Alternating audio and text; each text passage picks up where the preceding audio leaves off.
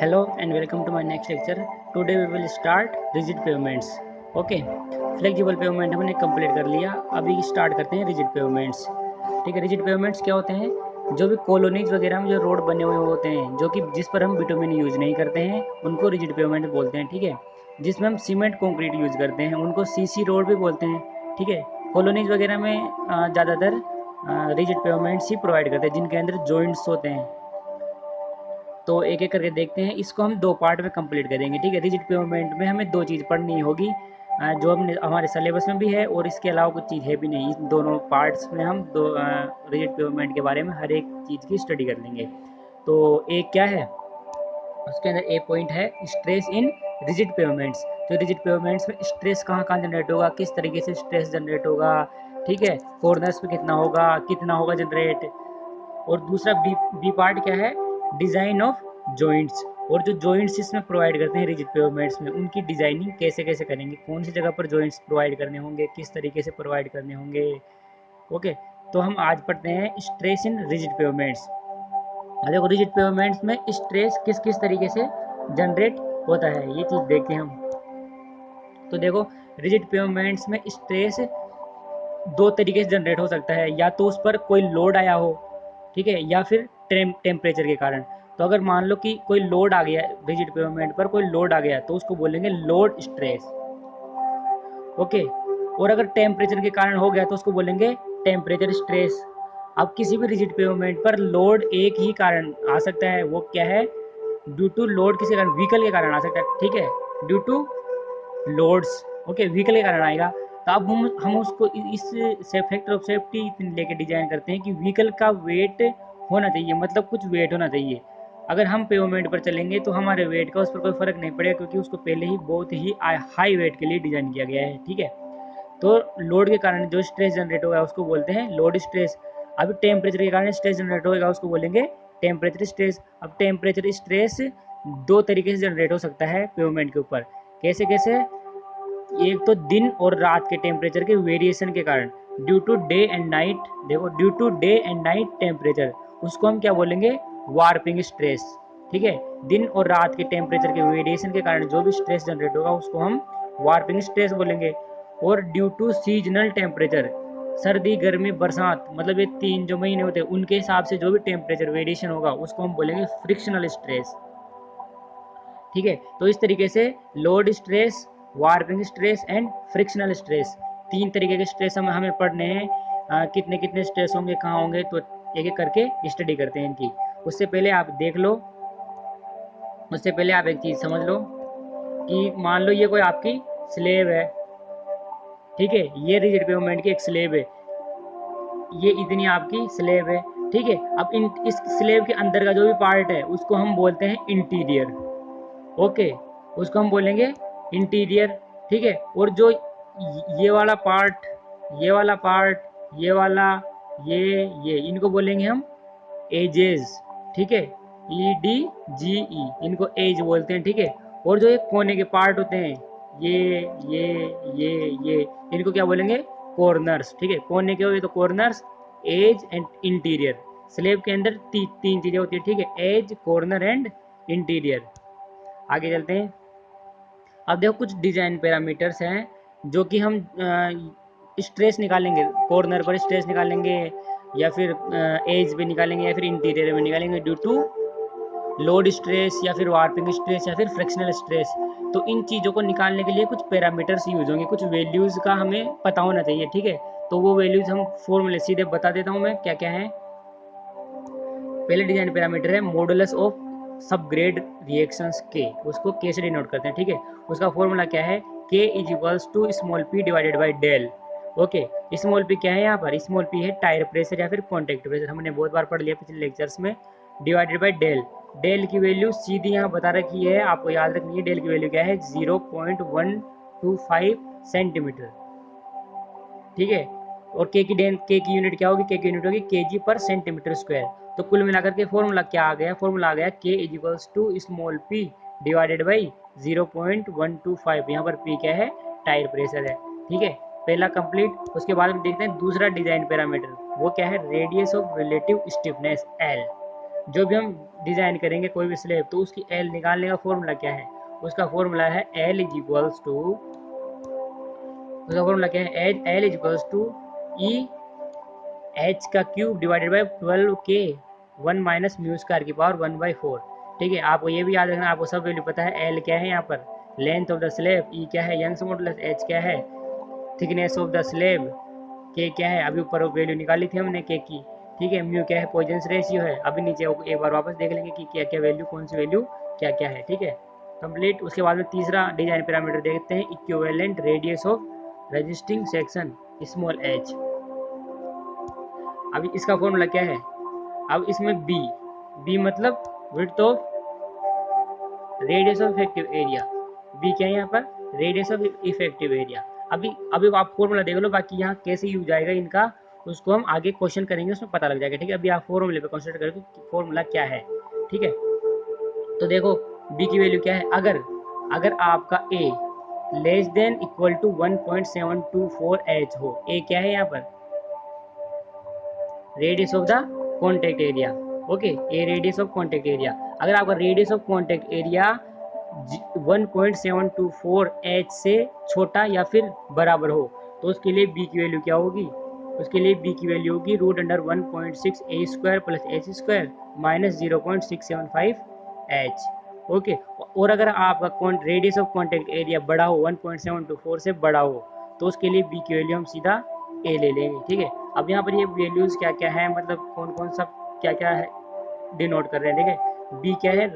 Radius of effective area या फिर resisting bending moment. ये क्या है? Young's modulus of elasticity of slab in KG per centimetre square. H क्या है? थिकनेस ऑफ स्लेब है सेंटीमीटर के अंदर। के क्या है? Modulus of sub grade reactions KG per centimetre cube के अंदर। ओके, म्यू क्या है? Poisson's ratio. और ए क्या है? Radius of contact area in centimetre. अब ठीक है, अब अलग अलग स्ट्रेसेस के लिए हम देखते हैं कि इन अलग अलग स्ट्रेस के लिए कहाँ कहाँ पर कितना कितना स्ट्रेस जनरेट होएगा। तो सबसे पहले लोड स्ट्रेस की बात करते हैं। ठीक है, लोड स्ट्रेस की बात करते हैं। लोड स्ट्रेस क्या है? Stress developed on concrete due two wheel load.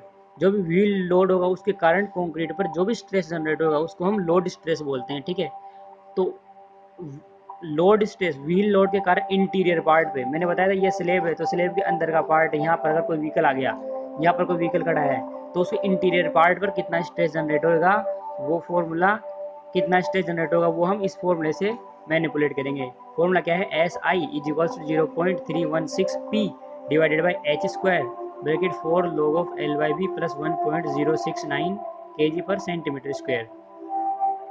Okay, यहाँ पर P स्मॉल p नहीं है, यहाँ पर ये कैपिटल P है, मतलब व्हील लोड है। स्मॉल p टायर प्रेशर या फिर कॉन्टैक्ट प्रेशर होता है। ओके, और अगर आप एज पर निकालोगे, लोड स्ट्रेस के कारण एज पर कितना स्ट्रेस जनरेट होगा वो हम इस फॉर्मूले से निकालेंगे। आपको फॉर्मूले याद रखने पड़ेंगे इसमें। S E is equals to 0.572 capital P divided by H square 4 log of 10 L by B plus 0.359 kg per centimetre square. Okay, और अगर आप कॉर्नर्स पे निकालोगे तो कॉर्नर्स का फॉर्मूला ये होता है S C is equals to 3p upon H square 1 minus A root under 2 divided by L की पावर 0.6, ये भी केजी पर सेंटीमीटर स्क्वायर। ये सारी केजी पर सेंटीमीटर स्क्वायर में आएगी वैल्यू। अब देखो एक नेचर ऑफ लोड, ये देख लेते हैं कि ये क्या कह रहा है। नेचर ऑफ लोड मतलब मानो ये आपकी स्लेब थी। ठीक है, ये आपकी स्लेब थी। अब यहाँ पर कोई व्हीकल आया। ठीक है, अब व्हीकल क्या करेगा? डाउनवर्ड लोड लगाएगा उस पर। तो अब जैसे ही व्हीकल यहाँ पर डाउनवर्ड लोड लगाएगा तो यहाँ से ये स्लेब नीचे हो जाएगी। ठीक है, तो यहाँ से ये स्लेब ऐसे नीचे हो करके इस तरीके से बन जाएगी। ठीक है, ये समझ आ रहा है? अगर इस पर लोड आएगा तो बीच का पार्ट नीचे दबेगा, तो बीच का पार्ट नीचे दबेगा, इस तरह से स्लेब बन जाएगी। तो इसका मतलब क्या है कि अपर पार्ट तो कंप्रेशन में है एंड लोअर पार्ट टेंशन में है। देखो, टॉप पार्ट तो अपर पार्ट तो कंप्रेशन में एंड बॉटम पार्ट टेंशन में है। ओके, अगर व्हील लोड बीच के अंदर आया तो, अगर मान लो कि ये कोई आपकी स्लेब है और इसके अंदर व्हील लोड कॉर्नर पर है, ठीक है, लास्ट पार्ट पर है, तो होगा क्या? जैसे आपको व्हील लोड आएगा तो आपकी स्लेब इस तरीके से घूमने की कोशिश करेगी। यहाँ पर लोड आएगा तो ये पार्ट नीचे दबेगा। इसका मतलब क्या है कि ये पार्ट खींचेगा ऊपर वाला पार्ट। तो अपर पार्ट टेंशन में आ जाएगा, देखो अपर पार्ट टेंशन में आ गया और बॉटम पार्ट कंप्रेशन में आ गया, क्योंकि नीचे का पार्ट दबने की कोशिश करेगा तो ये सिकुड़ेगा यहाँ से, तो ये कंप्रेशन में और ये इलोंगेट होगा तो टेंशन में आ गया। ठीक है, अब ये क्या है कि ये एक्सटर्नल लोड के कारण हो रहा है। ठीक है, अब इंटरनल लोड के कारण हम देखते हैं, इंटरनल लोड मतलब टेम्परेचर के कारण इंटरनल लोड आता है। उससे पहले आप देख लो कि कौन कौन सी वैल्यू क्या है। यहाँ पर कैपिटल पी क्या है, व्हील लोड है, small H thickness of slab है, एल क्या है, रेडियस ऑफ रिलेटिव स्टिफनेस है, बी क्या है, equivalent radius of resisting section है, और ए क्या है, रेडियस ऑफ कॉन्टेक्ट है। आप अभी वैल्यूज देख लो। ठीक है, फॉर्मूले देख लो क्या है, इनका यूज अभी क्वेश्चंस करेंगे तीनों स्ट्रेसेस के ऊपर, तो आपका बिल्कुल क्लियर हो जाएगा। ओके, अभी दूसरा आता है वार्पिंग स्ट्रेस। अब आप पूछोगे वार्पिंग स्ट्रेस क्या होता है, तो मैंने पहले भी बताया था वार्पिंग स्ट्रेस क्या होता है कि warping stress is developed due to day night temperature, मतलब दिन और रात के टेम्परेचर के वेरिएशन के कारण स्लेब के अंदर जो भी चेंज होगा, जो भी स्ट्रेस जनरेट होगा वो वार्पिंग स्ट्रेस होगा। ठीक है, under warping effect temperature gradient exist between top and bottom layer, और वो टॉप एंड बॉटम लेयर्स में एग्जिस्ट करेगा। ठीक है, अब वापस हम फॉर्मूला देख लेते हैं। अगर वार्पिंग स्ट्रेस है तो वार्पिंग स्ट्रेस के लिए फॉर्मूला क्या होगा, वार्पिंग स्ट्रेस के लिए इंटीरियर पे फॉर्मूला होगा E alpha t divided by 2 bracket C x plus mu C y upon 1 minus mu square, और ये वैल्यू किस में आएगी, केजी पर सेंटीमीटर स्क्वायर। अब यहाँ पर सी एक्स क्या है और सी वाई क्या है ये अभी आगे बताऊंगा, अभी आप फॉर्मूले देख लो। ठीक है, अगर आप एज पे निकालोगे, अगर आप एज पर निकालोगे तो कैसे निकालोगे, एज पर निकालोगे उसका फॉर्मूला ये है, देखो सी एक्स ई एल्फा टी, या तो आपका सी एक्स ई एल्फा टी या फिर सी वाई ई एल्फा टी, आपको इन दोनों में से जो भी मैक्सिमम आएगा वो आपको अडोप्ट करना है। ठीक है, as per. Okay, warping stress के कारण एज पे आप दो तरीके से निकाल सकते हो, C x E alpha t by 2 और C y E alpha t by 2, इन दोनों में से आपको जो भी मैक्सिमम आए वो आप ले लेना। ठीक है, तीसरा है कॉर्नर्स पर, कॉर्नर पर S T E equals to E alpha T upon 3 1 minus mu root under A by L. ठीक है, ये आपको कॉर्नर पर स्ट्रेस जनरेट होगा ड्यू टू वार्पिंग स्ट्रेस। ठीक है, ये भी आपको याद रखना पड़ेगा फॉर्मूले, ये फॉर्मूले तो आपको याद, मैंने बताया ट्रांसपोर्टेशन में फॉर्मूले तो आपको याद करने पड़ेंगे। ठीक है, इसमें फॉर्मूला बेसिक क्वेश्चन आते हैं, कंसेप्चुअल ज़्यादा आते नहीं है, तो फॉर्मूले तो आपको याद करने पड़ेंगे। ठीक है, तो आप एक कॉपी में लिख लेना सारे फॉर्मूलों को, और फिर 2 4 5 बार पढ़ोगे तो याद रहने लग जाएंगे। ओके, क्वेश्चंस करोगे, टेस्ट सीरीज दोगे या फिर प्रीवियस ईयर के क्वेश्चंस करोगे तो वो याद रहने लग जाएंगे आपको, कोई बड़ी बात नहीं है। वापस स्ट्रेस देख लेते हैं, वो देख लेते हैं। ठीक है, नेचर देख लेते हैं कैसे कैसे जनरेट होगा।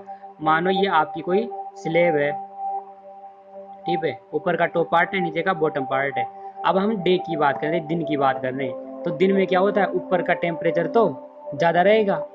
ठीक है, ड्यू टू सन रेज या फिर सनलाइट, इनकी वजह से ऊपर का टेम्परेचर ज़्यादा रहेगा और नीचे का टेम्परेचर कम रहेगा। इसलिए इसमें क्या बोल रखा है, T1 is greater than T2। ठीक है, अब देखो आप, अगर आपका ऊपर का टेम्परेचर ज़्यादा है तो जहाँ पर टेम्परेचर ज़्यादा है वहाँ पर मटेरियल एक्सपेंड करेगा। ठीक है, आपने जब भी देखा होगा कि जहाँ पर भी टेम्परेचर ज़्यादा होता है वहाँ पर मटेरियल या फिर लोहा हुआ, इसके अंदर जो भी रोड्स यूज़ करेंगे, आयरन रोड्स, वो सारी एक्सपेंड होने की कोशिश करेगी। तो एक्सपेंड होने की कोशिश करेगी तो अपर पार्ट, ऊपर के जैसे ये मॉलिक्यूल्स है, ठीक है, ये एक्सपेंड करने की कोशिश करेंगे, तो एक्सपेंड करने की कोशिश करेंगे तो ऊपर कंप्रेशन जनरेट हो जाएगा। ठीक है, तो ऊपर ये एक्सपेंड करेंगे तो इनका वॉल्यूम बढ़ जाएगा, तो वॉल्यूम बढ़ने के कारण ये इस तरीके से घूम जाएगी। ठीक है, ऊपर एक्सपेंड होएगा मटेरियल्स का, तो ऊपर एक्सपेंड होएगा, इनका मटेरियल का एक्सपेंड होएगा, एक्सपेंशन होगा मटेरियल्स का, तो ऊपर का पार्ट फैलेगा, वॉल्यूम बढ़ेगा, वॉल्यूम बढ़ेगा तो अपर पार्ट इस तरीके से घूम जाएगा। ठीक है, ऊपर का पार्ट इस तरीके से घूम जाएगा और नीचे का पार्ट इस तरीके से घूम जाएगा उसके साथ साथ। ठीक है, तो ऊपर एक्सपेंशन हुआ, मान लो ये कोई स्लेब है आपकी और इस मॉलिक्यूल का एक्सपेंशन हुआ, एक्सपेंशन होगा तो इसके अंदर कंप्रेशन जनरेट होगा, इसलिए ऊपर टॉप पर तो कंप्रेशन जनरेट होगा और बॉटम में टेंशन जनरेट होगी। ठीक है, समझ आ गया। ऐसे ही हम इसको देख लेते हैं नाइट टाइम के लिए। नाइट टाइम में मतलब T1 अपर टेम्परेचर तो कम है और बॉटम टेम्परेचर ज़्यादा है, रात को नीचे का टेम्परेचर तो कम हो जाता है, और क्योंकि रात को सनलाइट्स नहीं होती है, सन रेज नहीं होती है, तो ऊपर का टेम्परेचर कम हो जाएगा, वो बॉटम टेम्परेचर ज़्यादा हो जाएगा। मान लो ये आपकी कोई स्लेब है। ठीक है, अब होगा क्या, अब नीचे का टेम्परेचर ज़्यादा हुआ है तो नीचे के मॉलिक्यूल्स एक्सपेंड करने की कोशिश करेंगे, तो एक्सपेंड करने की कोशिश करेंगे तो ये स्लेब इस तरीके से यूँ घूम जाएगी, ठीक है। और नीचे के एक्सपेंड करने की कोशिश करेंगे तो बॉटम पार्ट कंप्रेशन में आ जाएगा, ठीक है। देखो बॉटम पार्ट कंप्रेशन और अपर पार्ट टेंशन में आ जाएगा, ठीक है। समझ आ गया, सिंपल है। बाकी एक बार वापस सुनो आप, मैंने क्या बोला समझ आ जाएगा, ठीक है।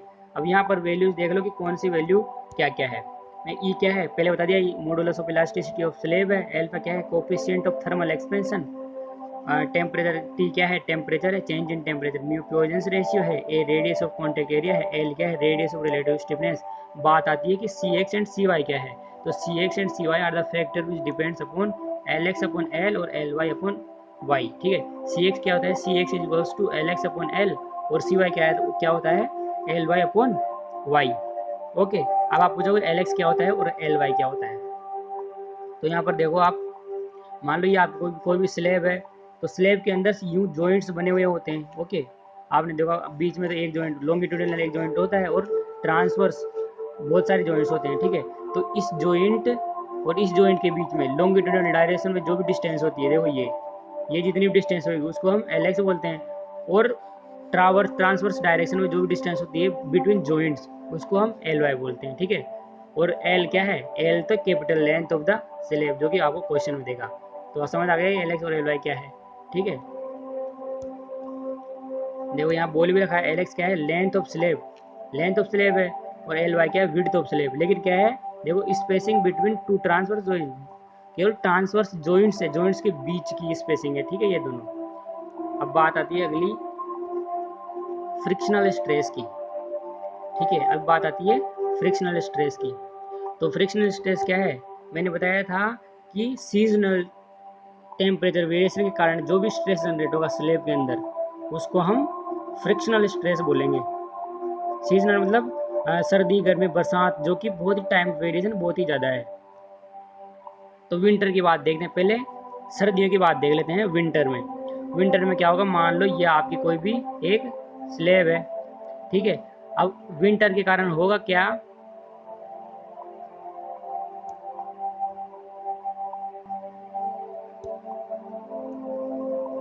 ठीक है, ये आपकी स्लेब है।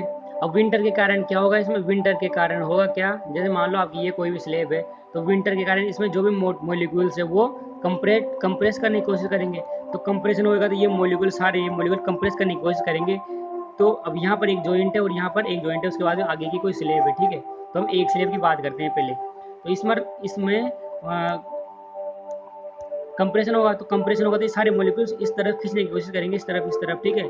तो हम मानते क्या है कि ये यूनिफॉर्मली बनाई हुई स्लेब है, ठीक है। तो इसमें जो भी मॉलिक्यूल्स कंप्रेस होंगे तो इसमें मिड से कंप्रेस होंगे, ठीक है। मिड से आधे मॉलिक्यूल्स इस साइड कंप्रेस होंगे, ठीक है, और आधे इस साइड कंप्रेस होंगे, ठीक है। यही ये स्लेब बोल रखी है, इस स्लेब को आप ठीक से देखो, इस तरीके से बता रखा कि इसमें जो भी स्ट्रेस जनरेट होगा फ्रिक्शनल स्ट्रेस वो इस साइड जाएगा, ठीक है, मिड से, ओके। और एल क्या है, length of the slab, B width of the slab, और एच क्या है, डेप्थ ऑफ द स्लेब, ठीक है। ये वापस से वही डायग्राम बता रखा है उसी तरीके से, ठीक है। थोड़ा 3D में दिखा रखा है, आप डायग्राम को देखो। अब यहाँ पर आप एक चीज़ देखो कि गामा क्या है, gamma is unit weight of the concrete, concrete का यूनिट वेट है। हमने अज्यूम किया कि कंक्रीट का यूनिट वेट क्या है, गामा।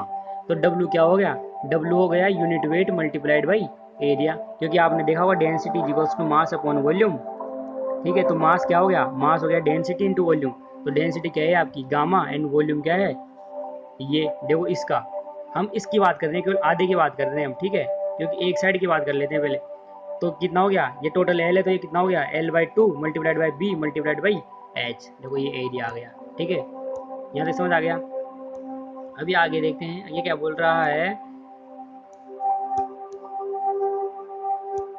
कि frictional force develop by half of the slab is registered bye tensile force.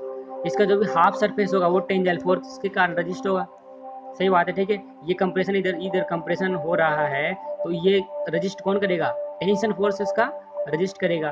तो इस पर जो लोड आया ये डब्लू इसको हम फ्रिक्शन से मल्टीप्लाई कर देंगे तो फ्रिक्शनल लोड आ जाएगा। तो ये फ्रिक्शनल लोड और ये फ्रिक्शनल लोड, ठीक है, ये बराबर होगा, ठीक है। और ऐसा क्या है, स्ट्रेस है, तो देखो क्या होगा, stress is equals to force upon area. तो स्ट्रेस अपने पास है और एरिया क्या हो गया, इस पोर्शन का एरिया क्या हो गया, इस पोर्शन का एरिया, इसकी बात करते हैं, इस पोर्शन का एरिया क्या हो गया, ये एक रेक्टेंगल होगा तो rectangle L into B, L क्या है इसका, बी है, और विड्थ क्या है, एच है, ठीक है। एल तो इसमें काउंट होगा ही नहीं क्योंकि बहुत ही एक स्ट्रिप की बात कर रहे हैं, तो एल इंटू बी हो गया, ठीक है। ये तो क्या हो गया, area multiplied by S F frictional force, okay. तो देखो ये आ गया S F multiplied by B multiplied by H is equals to, ये क्या है, वेट, ये रहा, यहाँ से वेट उठाया, मल्टीप्लाई बाई फ्रिक्शन से मल्टीप्लाई करेंगे तो फ्रिक्शनल वेट हो गया, ठीक है। तो अब जिसको सोल्व करेंगे, बी से बी कर गया, एच से एच कट गया, तो एस एफ क्या आ गया, S F is equals to half gamma F L, ठीक है। याद रखना आपको फोर्स, यहाँ पर एस एफ क्या है, फ्रिक्शनल स्ट्रेस है, और एफ क्या है, कोफिशिएंट ऑफ फ्रिक्शन है।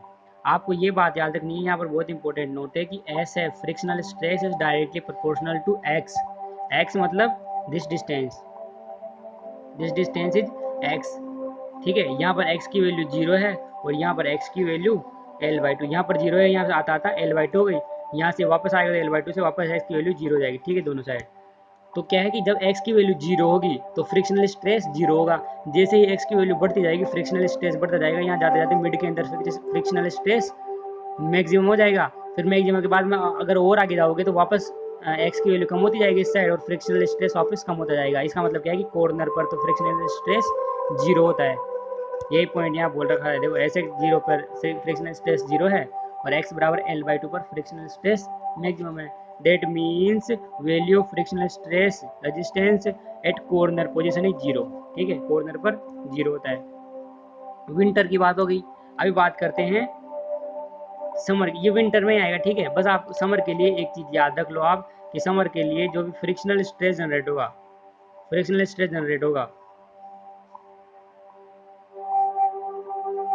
हाँ, समर सीजन के लिए फ्रिक्शनल स्ट्रेस जनरेट होगा वो कंप्रेसिव होगा। मतलब हमने जो भी स्लेब मानी थी ना अभी इस तरह से हम जो स्लेब मानी थी उसमें हम फ्रिक्शनल स्ट्रेस टेंजाइल था इस तरीके से, यहाँ के लिए तो टेंजाइल था ना, ठीक है। स्लेब में तो कंप्रेशन हो रहा था लेकिन इस सेक्शन के लिए तो टेंजाइल था विंटर के लिए। लेकिन अगर आप समर की बात करोगे तो जो इंटरनल ये स्ट्रिप है इसके लिए कंप्रेसिव नेचर होगा, इस तरीके से होगा, ठीक है। तो ये पॉइंट बोल रखा है, ठीक है। ये पॉइंट से आप वापस सॉल्यूशन वही रहेगा, सेम टू सेम रहेगा, बस आपको ये थोड़ा सा पॉइंट याद रखना है, ठीक है, कि समर सीजन में frictional stress is developed is compressive in nature, ठीक है। अब कुछ वर्स्ट कॉम्बिनेशन है, ठीक है, वर्स्ट कॉम्बिनेशन टेम्परेचर स्ट्रेस, इनके एक वर्स्ट कॉम्बिनेशन दे रखा है। तो पहले आप क्या करो, इस लेक्चर को वापस से एक बार वापस से सुनो, आप लेक्चर को वापस से देखो, ठीक है, इनके फॉर्मूलों को याद करो, उसके बाद में अगले लेक्चर में कराऊंगा, इसमें नहीं कराऊंगा, क्योंकि पहले आप इस लेक्चर को वापस देखो और इनके फॉर्मूलों को आप लिखो कहीं पर, इनको याद करो फॉर्मूलों को, ठीक है। इसका एक वर्स्ट कॉम्बिनेशन है टेम्परेचर वगैरह का, इनका ये टेबल और इन पर तीनों पर एक एक क्वेश्चन अगले लेक्चर में कराऊंगा, जिससे क्या है बिल्कुल आपके ये मेथड कहाँ यूज होंगे, किस तरीके से यूज होंगे, हर एक चीज़ आपकी क्लियर हो जाएगी, ओके। तो इस लेक्चर में इतना ही बताऊंगा, आगे के क्वेश्चंस एंड